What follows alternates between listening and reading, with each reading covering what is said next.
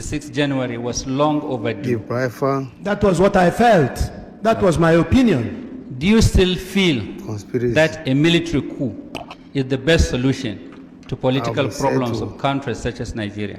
Now, as you are there now on oath. The situation in 1966 cannot by any means be equated to the situation now in Nigeria. Now, do you agree? Now, what I'm saying is, maybe you don't understand my question. I do understand your question. In 1966, how I felt then might not necessarily be how I feel now. Okay. Do you still believe that military as an alternative to political government or to democratic government is the best solution? Right now that I'm an old man, I feel otherwise. Okay. And you know that that first attempt you made was the beginning of the military enticing into democratic rule in Nigeria. Very right. It is not the handover or button changing that you keep having after that. Okay. Now, the Ohaneze petition and your evidence said there was to be a planned jihad on January 17th. It came from your evidence. I said it's in my book, which was published in 1981. Listen to my question. Yes, I said so. Now, immediately after talking about the jihad, they said the coupists. There's nothing called. Listen now. Those who planned the coup is the same thing. Plotters, yes, the coup plotters, it doesn't matter. The coup plotters were to install Chief Awolowo as the president. That's what they plan to do. Which of them? Those who planned the jihad or your own? Those who planned? You talk about planning the jihad. Those of us concerned with the coup of January 66 did not plan any jihad. Yes. In fact, they carried the coup, they moved fast to preempt jihad. That's what I said. Listen, no. It's so well recorded. No, it's no question of well recorded. You see, you planned a coup. Beautiful. The Ohaneze petition alleged that coup was to prevent a jihad on the 17th. Right. Beautiful. The following sentence in their petition says, those after coup plotters wanted to install Chief Awolowo at the president of Nigeria. Something is amiss somewhere. Is it your group that wanted to install Chief Awolowo or the jihadists? That's all I want you to clear to the commission. The book I tendered here is very specific on it. Awolowo was to come and be the head of government. That's your arrangement? Our own, yes. Thank you very much. Yes. Okay. Now, do you believe that Igbos are being marginalized? Of course Igbos are being marginalized. Okay. Let me tell you something. Wait, you have answered my question. Now, one of your witnesses said Igbos are everywhere in this country and doing everything. They are so friendly and they are involved in every trade and business in every nook and corner of this country. Is that how you appreciate? Answer the question. Is that how you appraise marginalization? Answer the question. Every individual. Let me tell you what is wrong with this country. Sorry, my lord. Every individual. My lord, I want you to answer my question. On his own. Every individual. So Igbos being everywhere shows that Igbos are the best Nigerians. They are the best Nigerians. They are everywhere. They are true Nigerians. You should have waited for my question. No, but I must preempt even your question. You see, Igbos, if you are talking about marginalization, it isn't in terms of Igbos individually working as individuals. In what context is the marginalization? Exactly. For instance, the question of appointments, the question of things that belong to us in general, in fact, even the question of depriving Igbos of their rights. This is marginalization. Now, you said in the Ohaneze petition that Igbos are only one out of 400 ethnic groups in this country. You agree? Could you please restrict yourself to the statements I made? You are supposed to answer my questions. If you don't know, say you don't know. Uche Chukwumereji has answered that kind of question. I am dealing with January coup, and that Ohaneze has partitioned everything. My compartment is January coup 66. My friend, you are here as the witness to the commission, and it is my right to ask you questions, and you have an obligation to answer them. If you don't know how to answer, say you don't know. The truth is that you said that I falsified history. I want to know where in my statement, it is in your letter. I want to know where in my statement I said falsified it is in the record of Ohaneze and you are their witness. And you agree with me that Ohanese are complaining of marginalization? Of course. Now, do you agree with what Ohanese said? I agree that Ohanese is right in saying that Igbos are marginalized. And they are also right in saying that there are over 400 ethnic groups in Nigeria. There are too many, even more than 400 if you like. And you also agree with what they said, that the Igbos constitute about 16% of the population of this country. I would have said actually 25%. Okay. Now, do you have any statistics to show that the Igbos in appointments do not have up to 25% in the federal service? Do you have any statistics? My if Lord, you don't have, say you don't have. Let me answer it. Don't rush me. How can you have statistics when we don't have true census figures in Nigeria? I'm not talking How of. can you? You are talking about statistics. Let us have census figures first. Because we don't have census figures, then we don't have statistics. Then you are imagining of appointments in federal. A lot of people are dreaming dreams in this country. Some people put the population of this Nigeria at 120 million. Some said 100. Some said 100. When are we going to have our figures? True figures. Please answer my question. We're talking about appointments. You said you are being marginalized in appointments. Do you have any statistics to show that you do not have up to 25%? Ohanese can supply that, and I believe that Ohanese has supplied that. They have not supplied it. Well, you go to Ohanese to supply it. No. Let me go on what I know.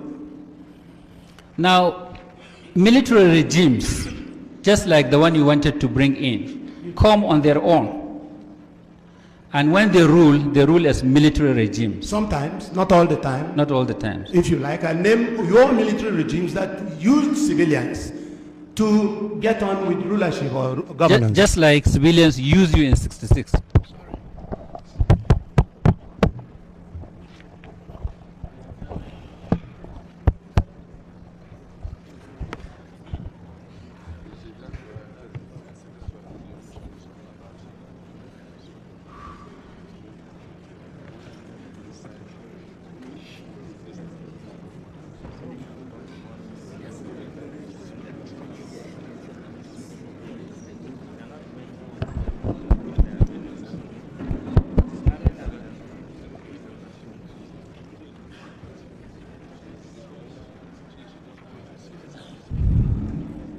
There was never any military regime in this country that ruled without civilians.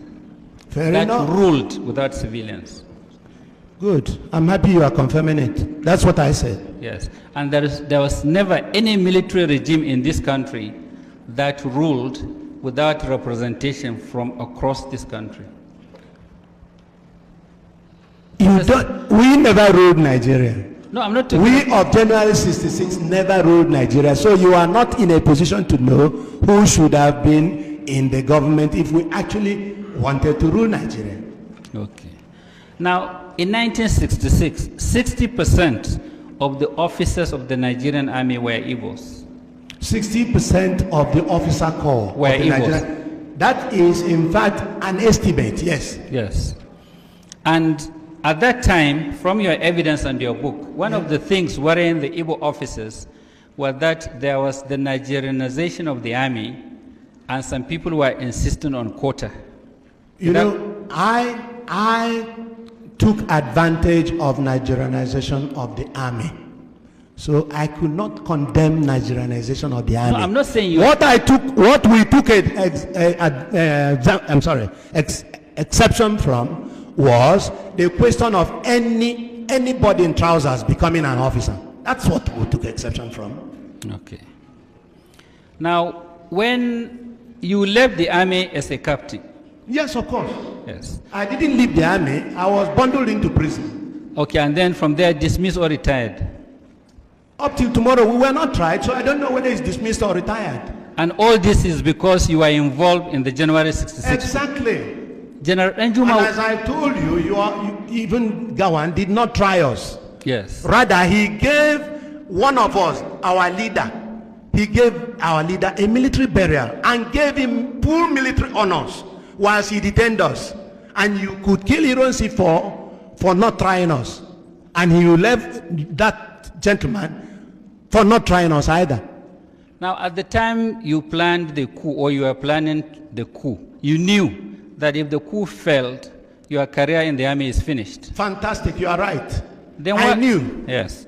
Then why were you complaining that some of your mates were major generals? You see, the trouble is that they didn't plan a coup. They were good Nigerians. That's why they became major generals. A lot of them became major generals because of coups.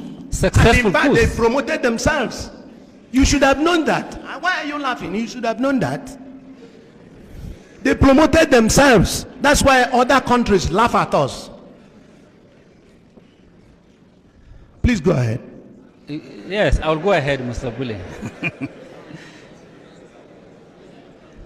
Mr. Bule, now in your book, you tried to state the reasons why you people gathered to organize the coup. You're right. Now, thinking back now, do you still regard those reasons as valid? Very. Listen, for a military takeover instead of a democratic change of government. You understand the question? The reasons were as valid then as they are valid today. The killings in the West and the killings in TV area prompted, in fact, an action from us. And there were other reasons. There were other reasons. They're all enumerated in the book I had tendered. Now, you use the rank colonel now because you are promoted in the Biafran army. Beautiful. And I prefer it. And Ojukwu also promoted himself. Fair enough. Fair enough. I don't know. When he comes, you'll ask him. Now, from certain publications we read, credited you were not in very good terms with Ojukwu. I am happy you said this. Yes. In other words, I have my own views on every issue. I am happy you said this. Yes. Because I fought the war on the Biafran side. I criticized Ojukwu for taking certain measures. And I'm happy you have my book there, The Fall of Biafra. I have my own views, just as I had my own views in Nigeria when I was an army officer, and my views tallied with some views by other people. Now, do you know that, like I said earlier, in every corner of this country there are Igbos living peacefully with other Nigerians? Living peacefully? Yes, with other Nigerians. Well, there are Igbos, correct, but living peacefully, I don't know. Because they are being murdered at every turn. They are being slaughtered at every turn. Anytime there was any riot, they are slaughtered. And you should have known that too. Are you speaking on facts or on what you read on the pages of newspapers? Well, all I can tell you is that there's even a case here. There are Igbos across northern Nigeria. And probably Akaloka is living happily, isn't he? Probably. Do you know what Akaluka did? You brought the issue. Do you know what Akaluka did? Do you know the facts? Whatever he did. Listen, do you know the facts? Whatever he did, he should have been subjected to the rule of law. Listen, do you know the facts? The rule of law should have applied. Do you know the facts about Akaluka? You said that I listened to the radio and I read the papers. Look, I read the papers. Oh, so all I know is that he is not alive today to even deny what he's been said to have done.